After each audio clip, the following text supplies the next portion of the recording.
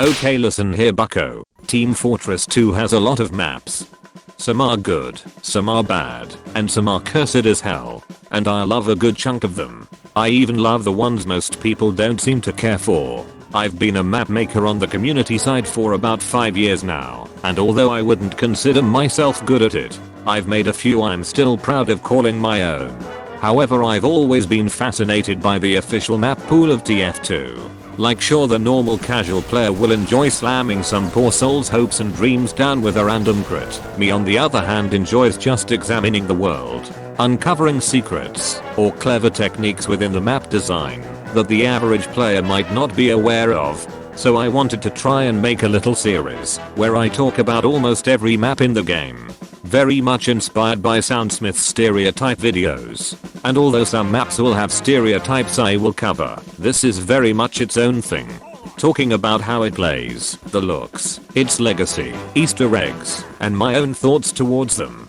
Yes, the text-to-speech thing might seem weird, but I'm mostly just doing this because I stutter like hell in real life. Plus, text-to-speech will always be funny. Most people don't understand that making a map is really freaking hard. Even though a map might not be all that liked, it still had hours of work put into it by the creator. I want this series to showcase some of the less looked upon maps, to bring some spotlight on them, and to really appreciate them as works of art. So without further ado,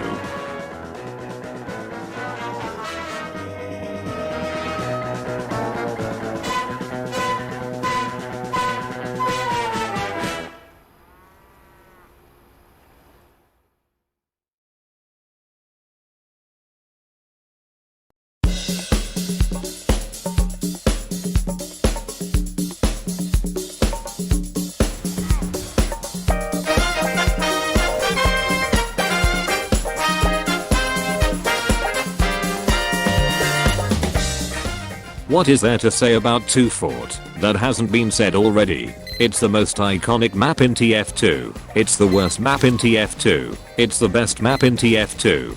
The list can go on. To put it frank, 2 Fort is a meme.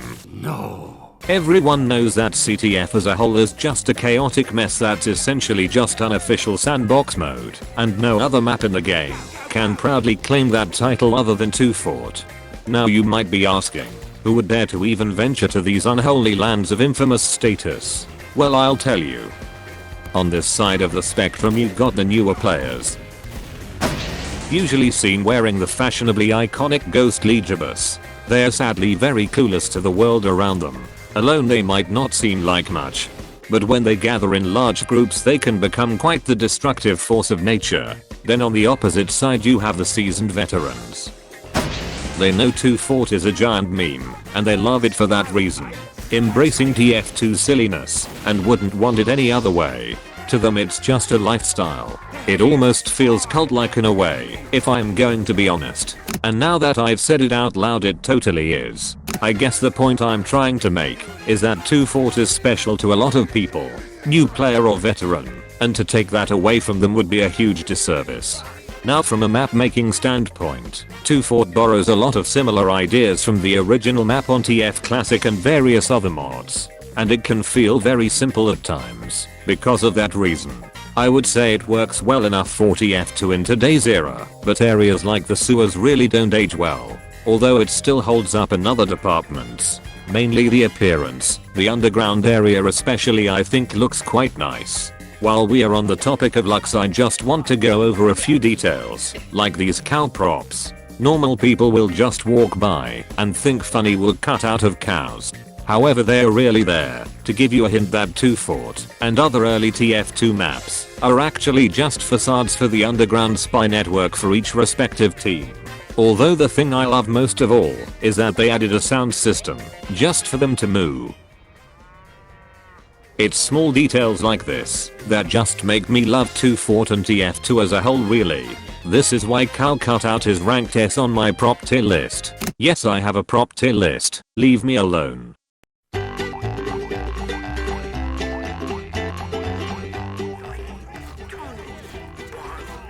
When regarding the 6 legends that are the first maps added to the game, GRANARY feels the most standard or middle of the road if you will, out of them all.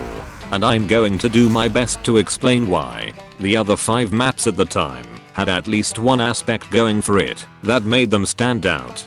2 Fort was the only CTF map. Well has train hazards. Gravel Pit has a weird capture A+B to unlock Sea Thing. Hydro Justice and Dust Bowl is an abomination. But Granary is just farm. Okay, I lied. It's just farm, but with 5 CP. Now, that's not to say Granary is a forgettable bad map. It's not. I really enjoy playing it, and it's a legend for a reason. It's just that other maps in the 5 CP genre interest me more in regard to appearance and layout than what Granary has going for it. I don't know. It's hard for me to really go in depth with this map because I'm not super attached to it like I was with 2 Fort. So to offset that reason, I'll go into the 5 CP aspect of the map. Because of that factor, you'll often get a lot of higher skilled players when on these kinds of maps. Now, I play the game casually, I will admit that right now. I'm not all that well versed in the cinematic universe that is competitive TF2. Basically all I know is that Banny is a person who exists. Probably. But I'm like 90% sure this map is still played in COM. And because of that, your mileage will vary depending on your own skill level. If you want to play the map, or in layman's terms, don't play Granary unless you want the headache that is projectile spam and unlucky scout placement. Oh hey! Oh no!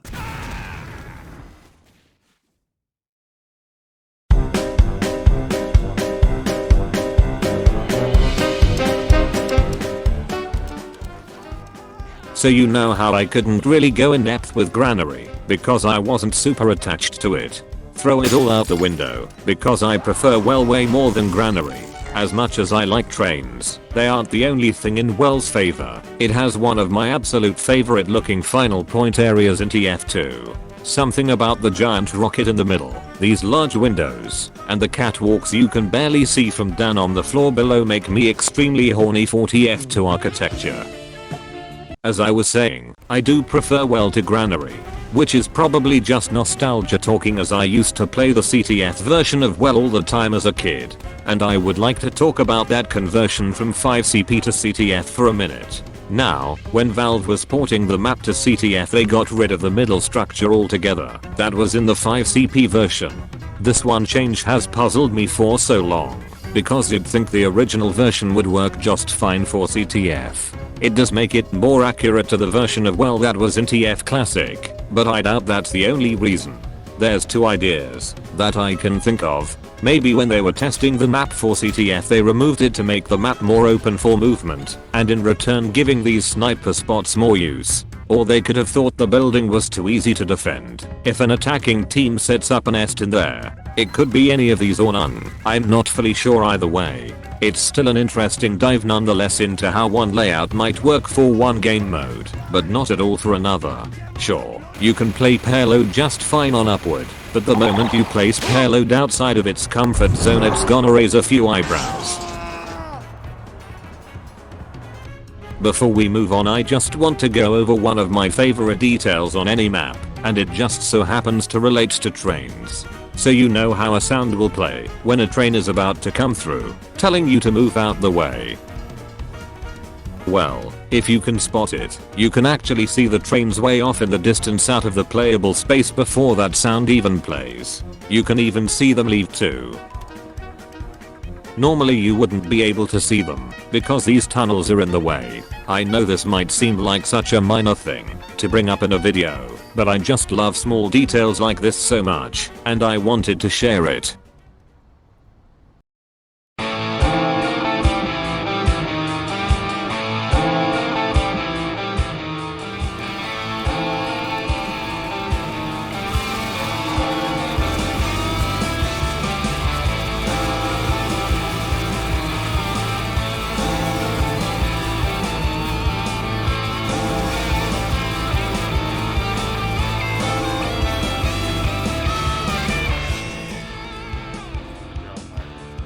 Dust Bowl is.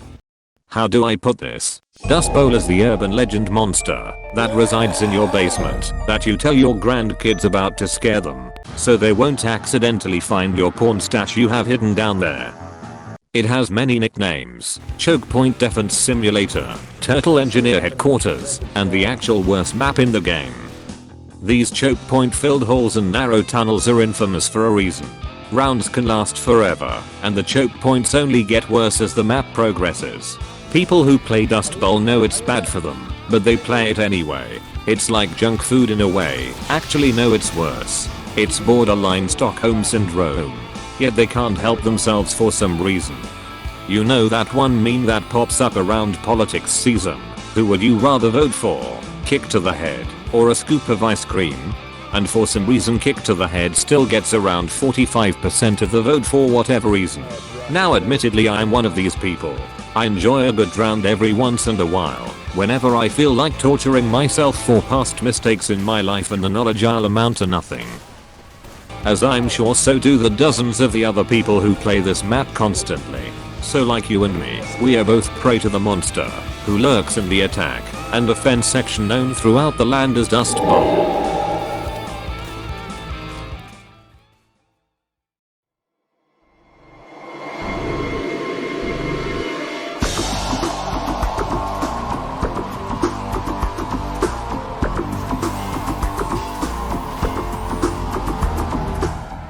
Hydro just makes me sad, because in concept the map has a really cool idea behind it. It was intended to solve the age-old question every gaming community has when they get tired of the same old handful of maps. And instead of thinking if they can, they didn't think if they should.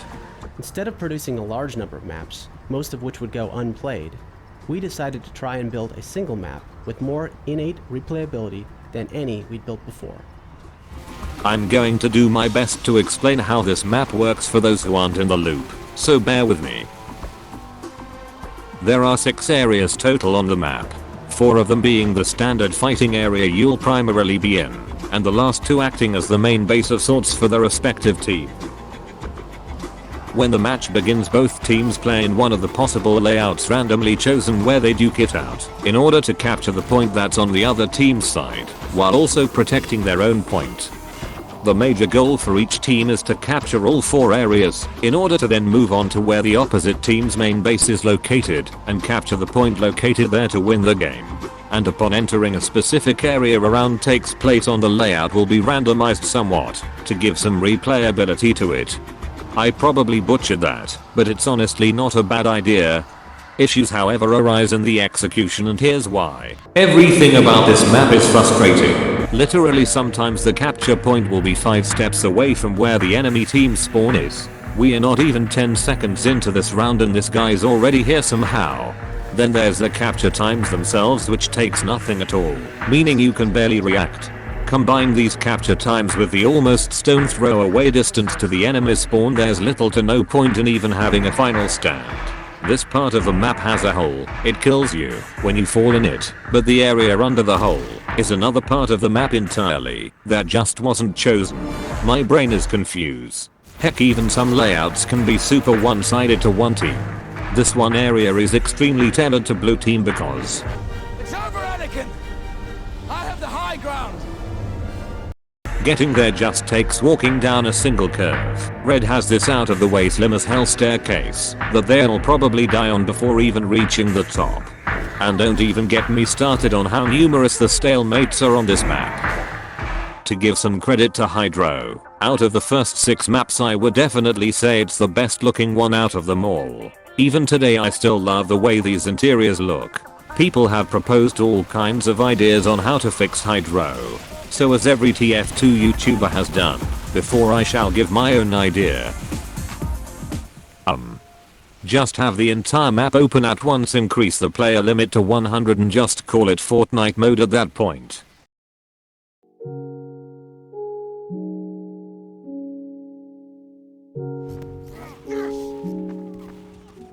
There's not as much to talk about with Gravel Pit. I like the map, but everything surrounding it is pretty standard. The most interesting thing about it is its odd approach to capture points. Blue usually attacks trying to capture one point after another in a set row. But in this case they need to capture both an A and B point in whatever order to unlock C point for capturing. I say it's interesting because the map has a lot of strategy to it compared to other maps. Hear me out.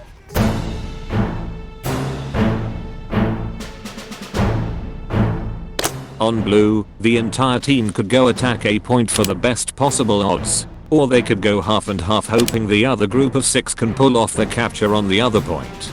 You could go any number of combinations for what's best fit, but you also have to factor in which class would be better for what area. It's a game of decision making.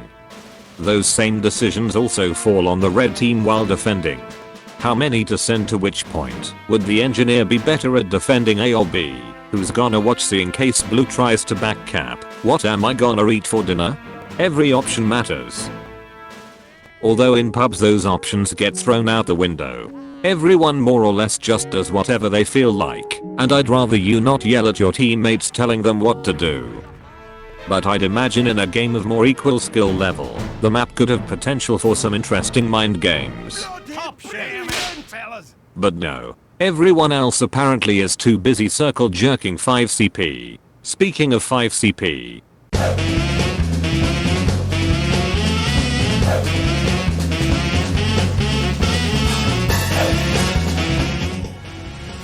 Badlands is interesting in 2 ways. The first being it's one of few maps that shares its name with a real life location. And second, the word to best describe Badlands is in the name itself. Badlands. I don't like this map. It is just not my cup of tea. Badlands is what I call a roller. Which is a map that, whenever I personally play them, either goes one of 2 ways. 1, the opposing team rolls/curb stomps my team.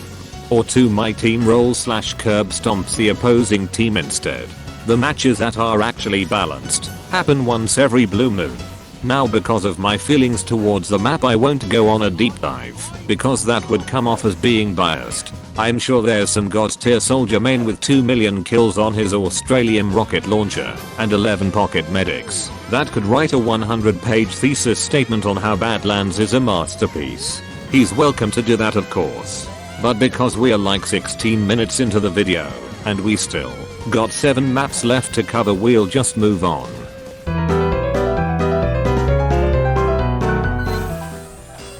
I want to save going over GOLDRUSH itself until we get to Hoodoo, so I can compare the 2 maps. So we'll just talk about Payload instead. I think I can say with 99% certainty that Payload is the majority of the community's favorite game mode. I personally prefer attack and defend because I'm an idiot, but I understand why Payload is the way it is. Most of the maps made for the game mode are some of the most well constructed ones in TF2's catalog. Frontier, Badwater, Upward, the recently added Pier. They're all stellar maps. Every game mode before Payload was introduced also had the potential of lasting forever, so instead one where the timer was very restricted must have been a nice change of pace in 2008 by forcing players to take action. Although from a lore perspective the timer always confused me. Like, why does Blow lose if the timer runs out? Hoodoo tries to explain this by having the payload produce a ticking down sound when near it. But the bomb is still there intact when the timer runs out. Maybe if it can't reach the end point in time, the payload itself should explode to really hone in on the idea it's ticking down to detonation. I've always thought it'd be a nice detail, why not? To somewhat tie this segment into GOLDRUSH, I'm very glad 3-staged payload maps have been phased out in recent years. They just do not work well in my opinion. Because of this 3-act structure, GOLDRUSH can feel very much like Dust Bowl. Not just because of the structure, but also like in Dust Bowl's case the layouts are connected to one another. This has always been an admittedly cool detail I forgot to mention, but it's like one of few things in Dust Bowl I legitimately do like that's not due to Stockholm Syndrome.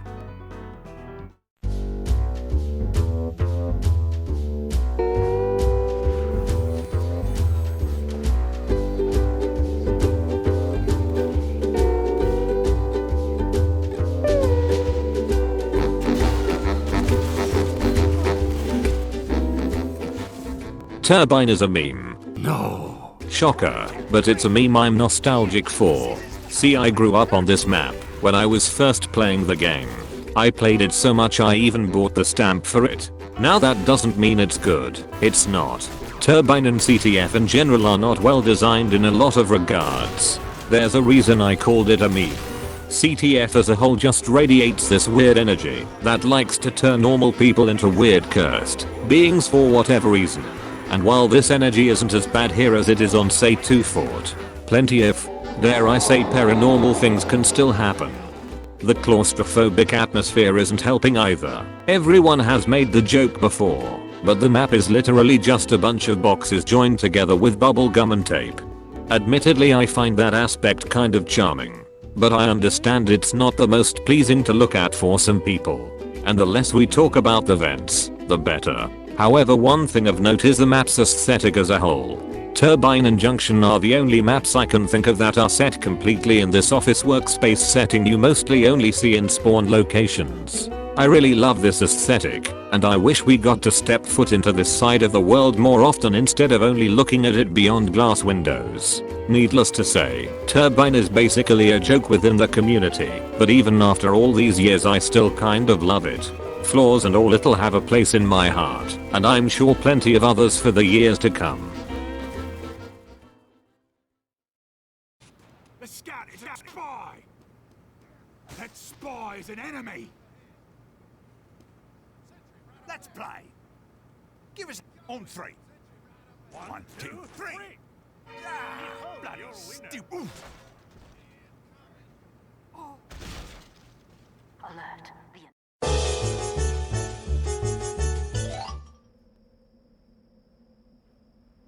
Right. This is probably a good time to bring up the fact we are just going to get some maps where I won't have much to say. I have very little experience with Fastlane and I don't feel comfortable enough to talk about it in great length. The most I can say is it's just Badlands, but 50% more enclosed with 50% more graphical mishaps. I'm sorry to disappoint all the Fastlane fans out there, but if you love this map, let your voice be heard. That's half the reason I'm making this series in the first place. To show some love to my personal favorite maps in TF2's catalog that don't get talked about a lot, and I implore you do the same.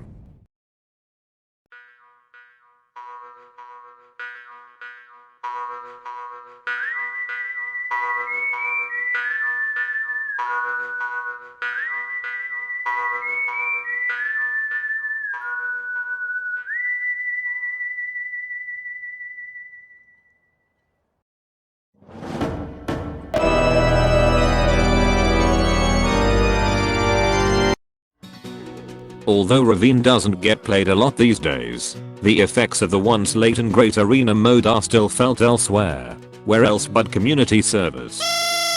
We all have our favorite plugin / custom game mode we like to play. Your Saxton Hales, your WarioWares, your trade servers, your I don't know, My Little Pony RP servers? Are those even still a thing? The point is, arena mode is the backbone to a lot of custom game modes, so be sure to thank it. Even after death you can still find a use by donating your skeleton to science.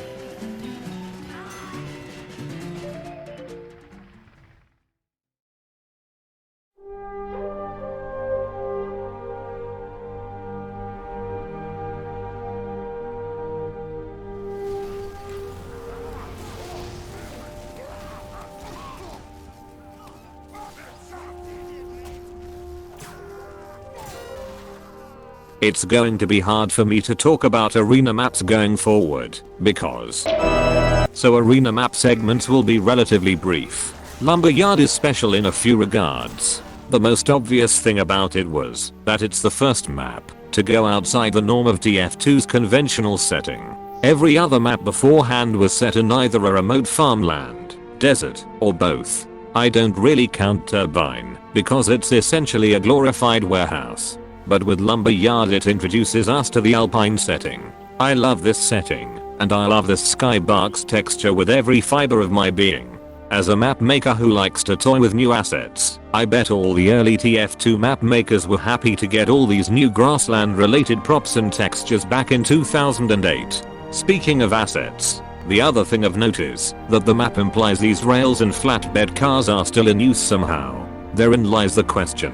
Who's still working in this place? None other than this little guy. Meet my favorite prop in the game. I mean, look at him, he's adorable. He's the only vehicle on the map, and I doubt they'd just leave him on this part of the rails for no reason.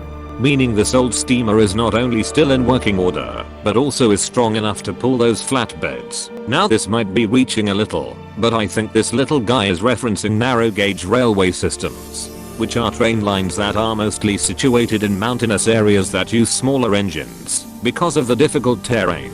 And where else is lumber yard located? Welcome to Map Scan, where you not only get useless map trivia, but useless train trivia as well.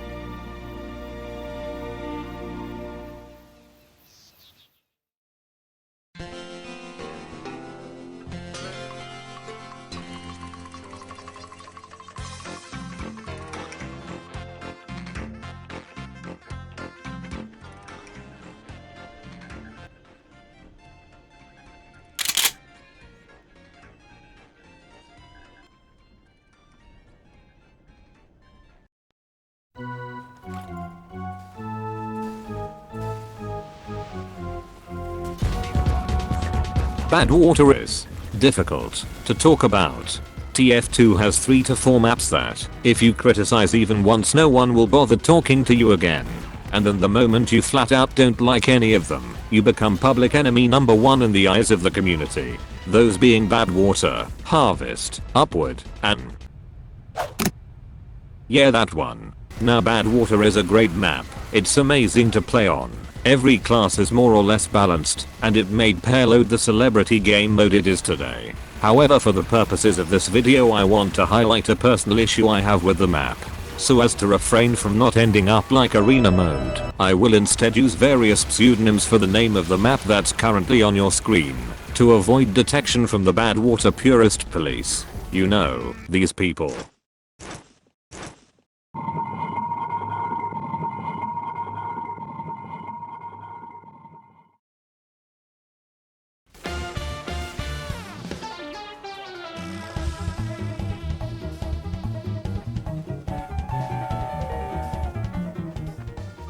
Remember back at the start of the video I said I like to explore maps. Discovering stuff is rewarding in its own self. Valve maps are usually pretty good in this regard. Whether it be finding small things that give maps some life, obscure hints to future updates, or an entire conspiracy right before your eyes. But when in regard to malicious H2O, it's boring. At best you get this ironic dumping sign, faraway train bridge, or this back room, where they store radioactive waste, but that's it. Those things and everything else on Deficient Wet is average stuff you'd see on any other map.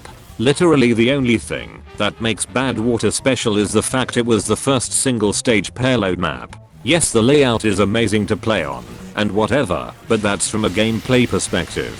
I'm talking from an everything else that makes a map good perspective. When I play other payload maps, at least each one of them has something unique about them that gives it this feeling of charm or personality to it. Frontier has this demonic train thing. Upward has a sense of environmental progression to it accompanied by awe-inspiring views. Even the 3-stage payload twins, GOLDRUSH and Hoodoo, have slight things about them that give them their own identity. But what does second-rate Aqua have? A ramp. Cool. Now those small things don't make the map as a whole good, they do however complement it. It's like layering on a cake. Sure, you can eat a cake just fine straight out the oven, but it'd taste better if you topped it off with a nice layer of frosting to help distinguish it. And that's essentially what inferior moisture is. If you got rid of that layer, that is all the textures, and replaced them with grid-based dev ones, and removed all non-essential props, nothing of impact would change. The props and textures originally there don't matter in the slightest. Yes, they made it look like it was set in TF2's art style, but they didn't do anything with it, which is my problem. There's no small snippets of charm, no personality, no soul. The frosting is gone, but it still tastes the same. But hey, at least Tented Dew is still fun to play, right? Now that's probably going to come off as a terrible hot take said from an idiot, which it is. So to kinda offset that terribleness, I want to bring attention to the thing I admire most about Bad Water. That being the pit explosion animation at the end of the map. In the moment you may not be able to tell, but the debris in the animation is individually animated to look like it's colliding with the map. Like you got these small pieces that stumble down the ramp, or this barrel piece that lands on the roof then bounces to the platform below. It's one of the best examples of attention to detail I've ever seen in a TF2 map. This alone kind of makes up for everything I said earlier about it being boring to explore. You did a good job in the end, Badwater. You did good.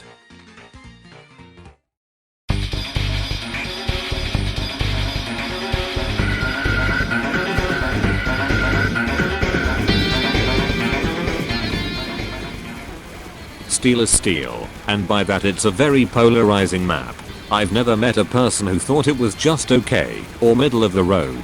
It's always either steel is an abomination or steel is an underrated masterpiece, which I think mostly has to deal with how complex of a map it is. Steel is a community made map, and more often than not community map makers like to go more wild with concepts for their maps. Official Valve maps on the other hand are kind of boring when it comes to unique spins on game modes. Like the only time they've gone off the deep end so to speak is ironically with Hydro. And Valve has a tendency to play it safe whenever something they make is received poorly. Every map by Valve since then has been relatively tame by comparison.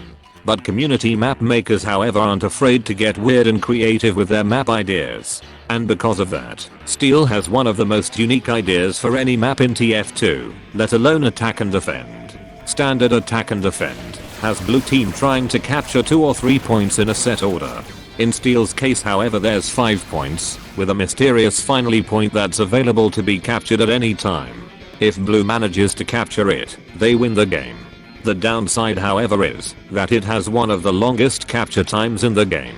The reason blue would even go after the other 4 points is to basically make getting to E point much easier for themselves and harder for red. I should also take this time to highlight the in-flight movie for Steel. You know those things no one watches. It does a really good job of explaining the pros and cons for each team when a specific point is captured and other tidbits. I'd highly recommend you watch all the map specific movie intros, but let's carry on. Now the entire map more or less revolves around this E point which leads to some, dare I say quirky ways, in connecting all the areas together.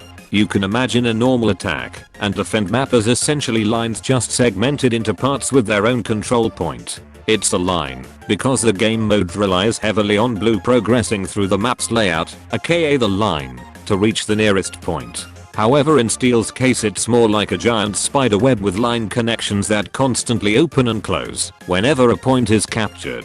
And it's because of this opening and closing it can be hard to keep track of which way to go at times. I mean look at this demo man in the movie explanation. Even he's confused on what's going on. Now this weird spiderweb amalgamation is probably the reason this map is so controversial. I myself have played the map plenty of times, but I still get lost whenever I'm in the inside area of the map. I know the giant signs showing the location of the points are meant to inform players, but as a professional idiot they don't really help me that much. Now if you combine both the map's revolvement around E point and its complex series of connections, you have a recipe for even more mind games. Oh, please. You'd be surprised how easily a scout can sneak past red team and make it to E point. Then the decisions fall on red team to figure out who goes to kill him. You yourself could go figure out the best possible teammate for the job. Hope someone who respawned can do it. Or Woo! That's what I'm talking about! your entire team goes instead.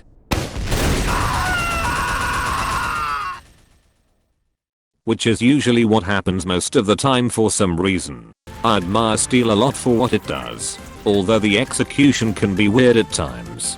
I love maps that like to get creative and think outside the box with interesting new mechanics. Thank you Steel, and every other map we've covered in this video for bringing what you have to offer thus far in TF2's catalog of amazing maps.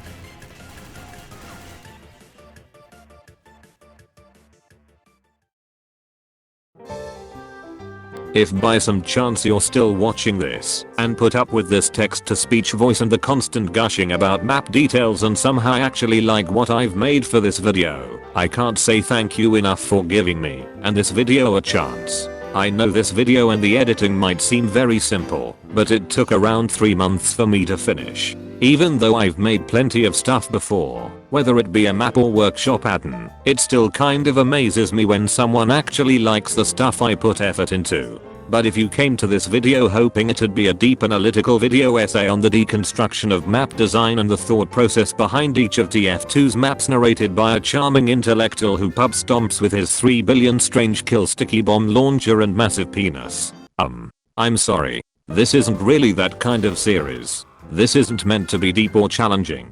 I just simply love maps, and I love the things about them, minor or major, that make them stand out, that gives them their unique charms and quirks. Most videos on YouTube only ever talk about the super popular maps in the game, usually by that deconstruction of its design and whatnot structure that I mentioned earlier. And while those videos are great, I wish more people would talk about the lesser thought of maps. Like you'll find a million videos about how bad water is a masterpiece, but no one ever takes the risk to talk about all the things that make Freight good, or Watergate, or any obscure map that's been overshadowed. And that's what this series is really meant to be. Even though I couldn't do Fastlane any justice, I still encourage others to do what I could not. A map doesn't have to be perfect in order for you to like it. If you like a map, even for the smallest reason possible, that's all the justification you need.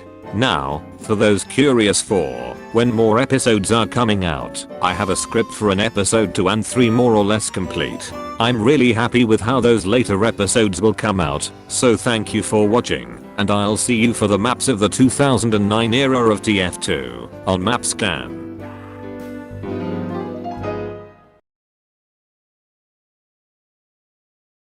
I'm also releasing this video on my birthday, so if this video only gets 10 views, I can't wait for my self-esteem to somehow lower even more.